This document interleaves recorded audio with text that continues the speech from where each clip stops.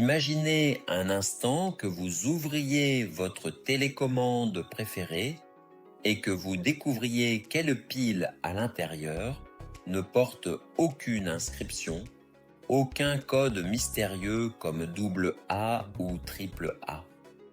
Mais imaginez maintenant que ces petits cylindres métalliques révèlent l'un des secrets les mieux gardés de notre quotidien technologique.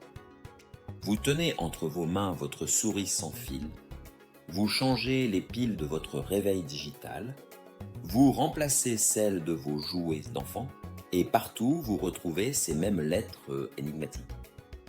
Double A et triple A. Mais avez-vous déjà réfléchi à cette question troublante ? Pourquoi ne trouve-t-on jamais de simples piles A dans nos magasins ? Et que sont devenues les mystérieuses piles B ? Existent-elles seulement quelque part, dans cet univers, des sources d'énergie portables ? Cette absence apparente cache une histoire fascinante qui remonte à plus d'un siècle, une époque où l'industrie des piles ressemblait à un véritable Far West technologique. Chaque fabricant proposait ses propres dimensions, ses propres étiquettes, parfois même aucune identification du tout. Imaginez la frustration d'un consommateur des années 1900 qui achetait une lampe de poche sophistiquée pour découvrir qu'aucun magasin de sa ville ne vendait les piles aux dimensions si particulières dont elle avait besoin. Cette anarchie commerciale a duré des décennies, créant un véritable casse-tête pour les utilisateurs du monde entier. Mais voici le moment où tout a basculé. Les années 1940 ont marqué le début d'une révolution silencieuse. Si cette histoire vous passionne autant que moi et que vous voulez découvrir d'autres secrets cachés de notre quotidien, alors n'hésitez pas à vous abonner à cette chaîne et à activer cette petite cloche, car nous explorons ensemble les mystères les plus étonnants qui se cachent derrière les objets les plus simples de notre vie moderne. Des organisations prestigieuses comme l'Institut national américain de standardisation et la Commission électrotechnique internationale sont intervenues pour créer un système universel de classification. Ces experts ont décidé de trier les piles en catégories distinctes. Et c'est là que la pile A est devenue le point de départ de cette nouvelle nomenclature alphabétique. La pile AA a été introduite comme une version plus compacte, tandis que la triple A est arrivée comme une variante encore plus miniaturisée. Mais voici la révélation qui va vous surprendre. Les piles A existent bel et bien, elles n'ont jamais disparu de la surface de la Terre. La pile A originale était un cylindre à cellules uniques qui est apparu au début des années 1900, plus imposante qu'une double A, mais plus petite que les robustes piles C ou D que nous connaissons aujourd'hui. Vous ne les trouverez peut-être pas dans votre supermarché du coin, mais elles continuent d'être fabriquées pour des applications très spécifiques. Les piles A alimentent encore aujourd'hui des équipements spécialisés, du matériel militaire sophistiqué et des instruments scientifiques de haute précision. Elles n'ont jamais complètement disparu. Elles se sont simplement retirées du grand public parce qu'elles n'offraient pas l'équilibre parfait entre taille et performance que recherchaient les fabricants d'appareils grand public. L'histoire des piles B est encore plus fascinante et tragique à la fois. Ces sources d'énergie ont connu leur heure de gloire au milieu du XXe siècle, alimentant les célèbres radios à tubes électroniques. Ces appareils révolutionnaires nécessitaient différentes sources de tension. Et l'une d'elles provenait de la fameuse pile B qui fournissait la haute tension nécessaire pour faire fonctionner les tubes de la radio. Mais l'évolution technologique a signé l'arrêt de mort de ces piles B. Quand les tubes électroniques ont été remplacés par les transistors plus modernes, le besoin de piles B s'est évaporé comme par magie. Et puisqu'elles n'étaient plus nécessaires dans les produits de consommation courante, elles ont tout simplement disparu des rayons des magasins. C'est pourquoi vous ne verrez jamais une petite pile B suspendue à côté de vos packs de AA et AAA dans votre magasin habituel. Mais pourquoi les AA et AAA sont-elles devenues le reine incontesté de notre quotidien électronique? La réponse tient en un mot, la praticité absolue. La pile AA a trouvé l'équilibre parfait entre compacité et performance. Elle était suffisamment petite pour s'intégrer dans des appareils de taille réduite, mais assez puissante pour les faire fonctionner pendant une durée raisonnable.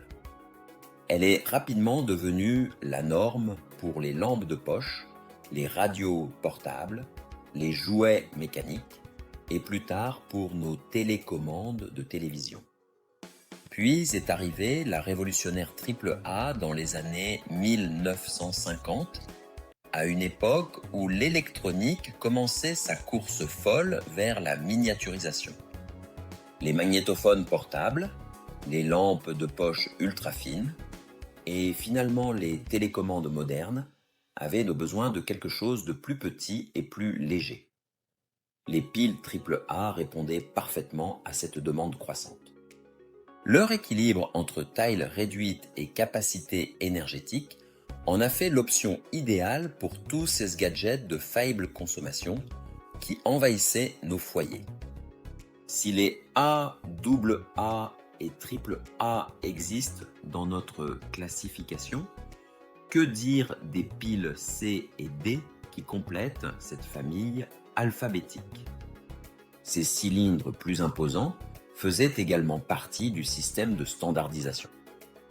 Les piles C sont plus larges et stockent plus d'énergie, ce qui les rend parfaites pour alimenter des radios portables gourmandes ou des jouets nécessitant plus de puissance. Les piles D sont encore plus grandes, conçues spécifiquement pour les appareils à forte consommation, comme les grosses lampes de poche professionnelles ou les chaînes stéréo portables des années 80. Ensemble, cette gamme alphabétique offrait aux fabricants une palette complète d'options selon l'espace disponible et les besoins énergétiques de leurs produits. Mais à mesure que la technologie continuait sa course vers la miniaturisation, les AA et AAA ont pris le dessus, tandis que les autres formats devenaient progressivement moins courants dans nos foyers modernes. L'alphabet ne s'arrête pas là dans cet univers des piles. En théorie, nous aurions pu avoir une gamme complète, A, B, C, D, E, F et ainsi de suite. Certaines tailles n'ont jamais percé ou ont été purement et simplement abandonnées. Par exemple, il existe aussi des piles AAA encore plus fines que les AAA. Vous les avez probablement croisées dans de petits gadgets comme les pointeurs laser ou les stylettes électroniques. Il y a aussi les piles boutons, ces petites pièces circulaires utilisées dans les montres ou les appareils auditifs. Elles ne suivent pas du tout le système de lettres, mais elles font partie intégrante de ce monde standardisé de l'énergie portable. Le système de nomenclature alphabétique coexiste donc avec d'autres styles de dénomination, créant un mélange surprenant de lettres, de chiffres et de codes mystérieux. Alors pourquoi ne voyons-nous plus les piles A ou B dans nos magasins aujourd'hui? La raison principale est la demande des consommateurs. Les fabricants d'électronique ont cessé de concevoir leurs produits autour de ces formats de piles et sans demande, les magasins n'avaient aucune raison de continuer à les stocker. Une fois que les AA et AAA sont devenus les options de référence mondiale, les autres formats ont été relégués au marché de niche. C'est un peu comme les cassettes VHS ou les disquettes. Une fois qu'un format plus nouveau et plus pratique prend le dessus, les anciens formats sombrent dans l'oubli progressif. Les piles A et B n'ont pas complètement disparu, mais elles ont glissé hors du grand public parce qu'elles n'étaient plus assez universellement utiles. Il y a une autre raison clé pour laquelle les AA et AAA ont survécu tandis que d'autres ont périclité: la standardisation massive. Une fois que le marché de la consommation a décidé que les AA et AAA étaient les plus pratiques, les fabricants ont conçu de plus en plus d'appareils autour de ces dimensions. Cela a créé une boucle de rétroaction positive extraordinaire. Les appareils avaient besoin de AA et AAA, donc les magasins en stockaient davantage, ce qui encourageait encore plus d'appareils à utiliser ces formats.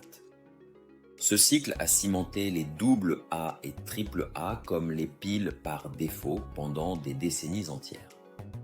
Même aujourd'hui, dans un monde rempli de batteries lithium-ion rechargeables et de batteries intégrées, vous pouvez encore trouver des AA et AAA qui alimentent des millions de gadgets. C'est la puissance incroyable de la standardisation industrielle. Il convient aussi de mentionner que l'essor des piles rechargeables a changé le paysage énergétique.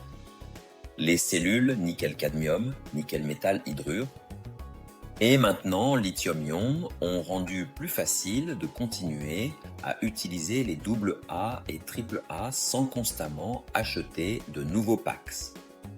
Les rechargeables s'adaptent parfaitement aux mêmes tailles standards, ce qui signifie que vous n'avez pas besoin de réinventer la roue pour faire une mise à niveau. Pendant ce temps, les appareils plus récents comme les smartphones ou les ordinateurs portables ont adopté de batteries lithium personnalisées et intégrées, donc ils n'utilisent plus du tout l'ancien système de nomenclature alphabétique. Malgré tout, la résistance des AA et AAA prouve que parfois les anciens standards persistent simplement parce qu'ils sont trop utiles pour être abandonnés. La prochaine fois que vous changerez une paire de piles AA dans votre télécommande, vous connaîtrez l'histoire fascinante qui se cache derrière ces lettres apparemment anodines. Ce qui semblait être un simple code arbitraire est en réalité un instantané de l'histoire des piles, de la standardisation industrielle et de la façon dont notre technologie évolue au fil des décennies.